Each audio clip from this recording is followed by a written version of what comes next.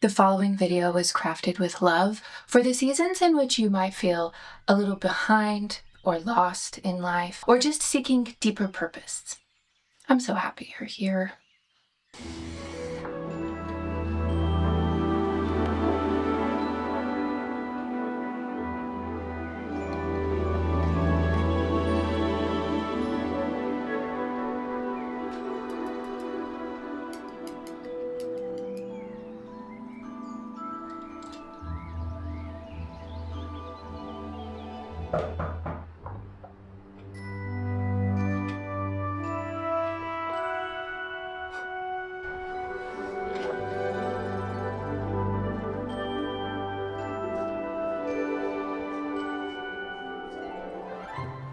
I heard you were feeling a bit behind in life.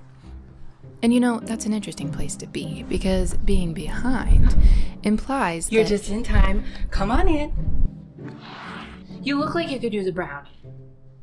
being behind implies that there's a definitive path to follow. You can only be behind or get ahead if there's a game to play or checkpoints to reach, right? Actually, I've heard the way you play games is the way you approach life. I'm not very good at video games. No, you have to go down. I do enjoy them, though I spend most of my time wandering off course, exploring the pretty worlds. Sometimes I even find little treasure chests in my explorations. I mean, once the game is over, you just start a new game. So why rush the current one? I know you've had many people tell you the path your life should follow, and boy did I follow that path to a T until I was so depressed and burnt out that I had to go off script to get a breather, and discovered I found the deepest meaning not in reaching checkpoints, but in creating my own narrative. You want to lick the bowl? There's magic in creation, you know? I dare say creation is the source of all magic. And when we let go of our power to create, we also release our purpose and meaning and direction with it.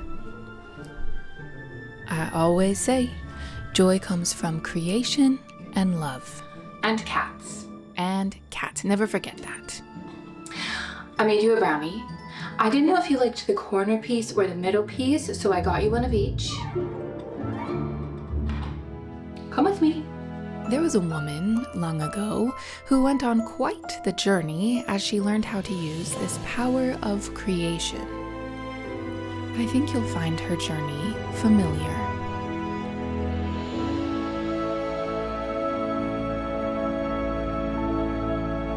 There was once a simpler moment of existence.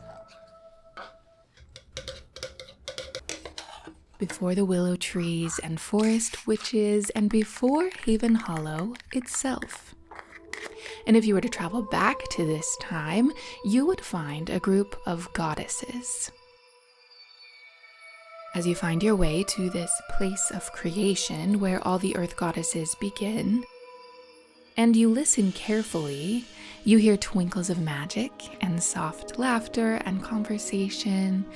But when you listen deeper, you hear a defeated sigh.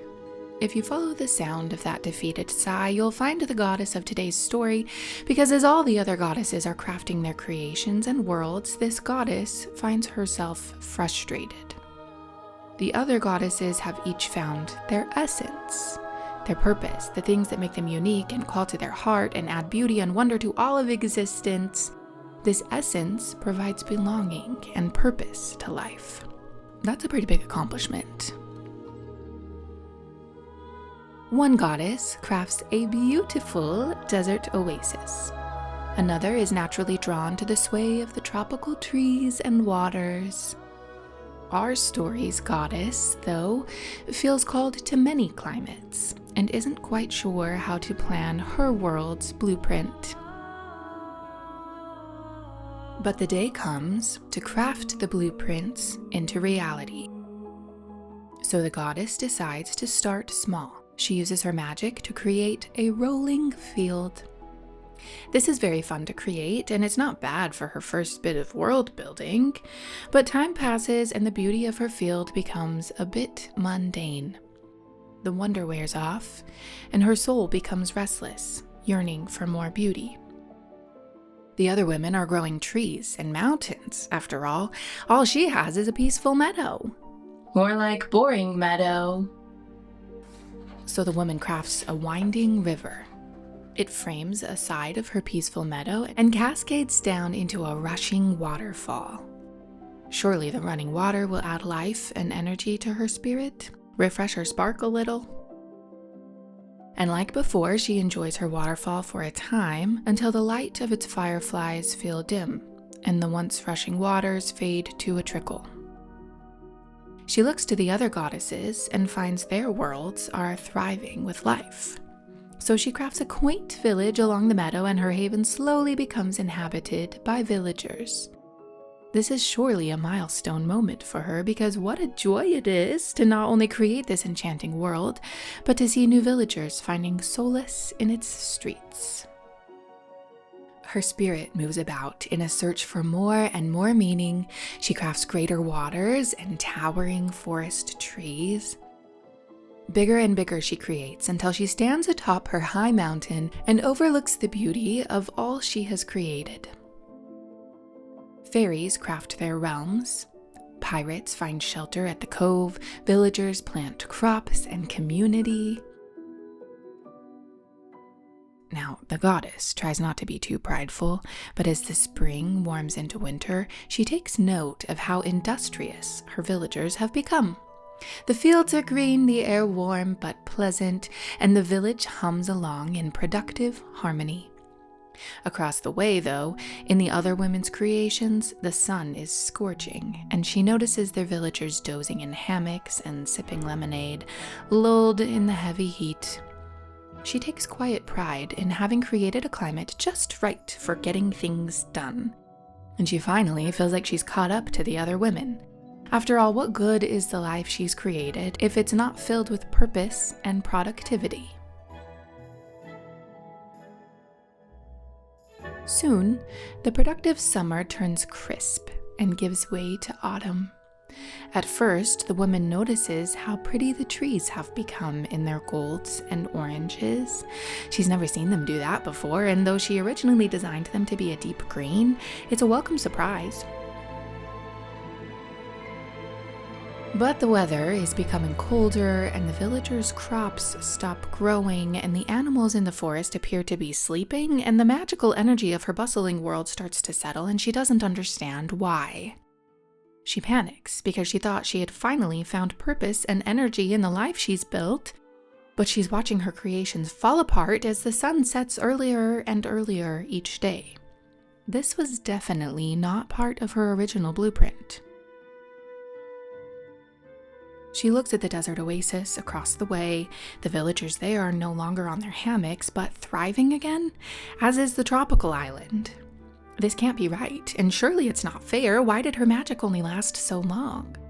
Frustration grows and purpose dims in her heart as a fog falls across the mountains, descending closer to the village.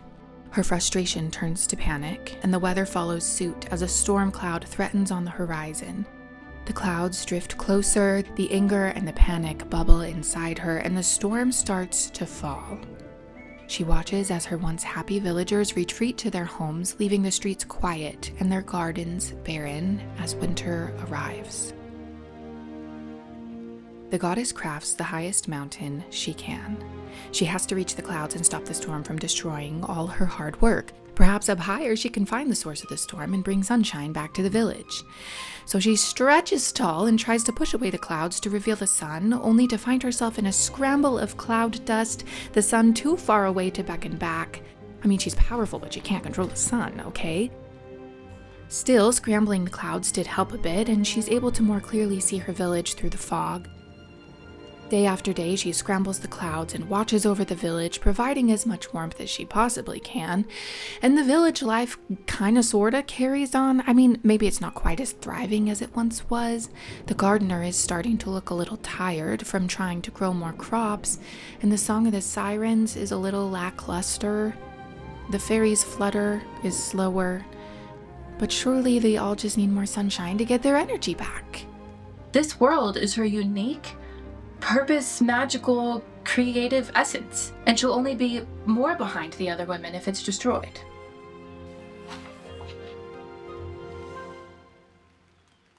but just as the clouds scrambled away, they quickly return. And despite her best efforts, she can't possibly keep up. The clouds grow thicker, the cold colder, and her frustration angrier. The goddess is frantic at this point, and honestly, who can blame her? She's working so hard, she's fighting the cold air for her villagers, but still they don't seem as happy as before, and why aren't they finding joy in the crops and the extra sunlight like she expected? As she races back to her high mountain, she can't seem to hold back her tears. Overwhelmed with a whole palette of emotions all at once, she gives in and she cries. The tears fall heavy on the cold earth as her footsteps pound higher and higher up the mountain. She mourns the loss of the beauty she once had created. The harder she cries, the harder the storm rages, but she's too far into the tears to dry them, I'm afraid. We all know once you hit the ugly cry phase, there's no turning back. And high at the foggy top of her mountain, her tears finally do give out. And her frustration is fully dispelled in the drop of her last tear as she is overcome with exhaustion.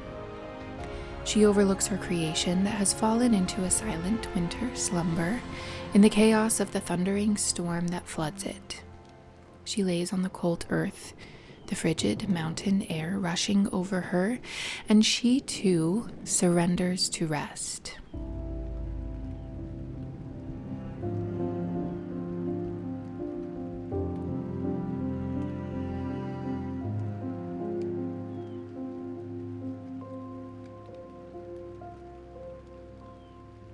The goddess awakens a few months later to a faint sound of birds as snow melts around her. She blinks awake, the birds chirping louder and a gentle hum of villagers coming to life. She looks over her village and her heart warms at the sight of sunshine smiling on the cottages and shops. Her fingertips thaw as the clouds part and the fairies sprinkle dust around the hollow, waking it from its sleep. The chilly air gives way to the promise of warmth, and the gardener begins planting again. A tear gently rolls down her cheek as her heart fills with gratitude that her creations are back, and with her tears fall a gentle rain on the earth, sinking into the freshly planted crops and flowers. She watches the villagers begin to bustle once again, and she joins in their bustling as she goes about designing vibrant flowers and remembers the joy she once felt in creating her peaceful meadow, though she feels rested this time around rather than restless. And as the spring gives way to summer and cools to autumn, a bit of anxiety returns because the leaves are turning gold again. And she notices that same tired energy come over her, the same frustration and panic as the first storm of the season approaches. But this time, she remembers the tired eyes of the gardener last year and the desperate chaos she felt trying to clear the clouds. She looks to the sky as the clouds grow thicker as they did before, and the storm starts to fall as her tension builds, but this time she notices a small snowflake fall gently to the ground. She didn't notice how magical the snowflakes were last year amid all the drama of the big storm. She catches the next snowflake on her hand and finds it holds the same intricate beauty and patterns she loves so much in her flowers and other creations. Her acceptance calms the storm to a gentle snowfall. She crafts snowflakes alongside the clouds, and the villagers add pretty lights to the trees and build snowmen families in their yards. The baker serves hot chocolate, and everyone dons their coziest sweaters and scarves. Perhaps there's a certain type of magic to be found both in pursuit of purpose as well as in the rest from it. Maybe the villagers in the desert oasis and the tropical retreat had a purpose in lying in their hammocks for the summer. Her own villagers don't seem worried about the crops or the flowers, so she lays down for the season, dreaming up the vibrant flowers she'll inevitably craft in the coming spring. Maybe she'll plant some snapdragons this time around. To hear how Granny Leia first stumbled upon Haven Hollow, click this video.